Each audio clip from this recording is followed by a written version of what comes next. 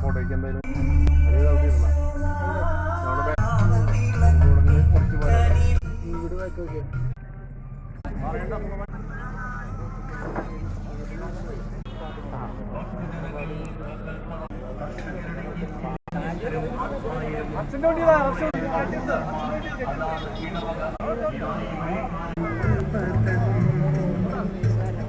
നേതൃത്വത്തിൽ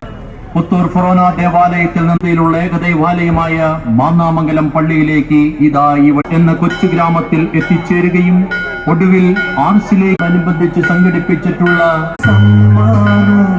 ജനമനസ്സുകളിൽ വിശ്വാസ തീഷ്ണതയോടെ നിലകൊള്ളുന്ന വൈദികരുടെ മധ്യസ്ഥനായ വിശുദ്ധ ജോൺ മരിയ വിയാനിയുടെ ബഹുമാനം പുത്തൂർ ഫൊറോനയിലെ വിജയ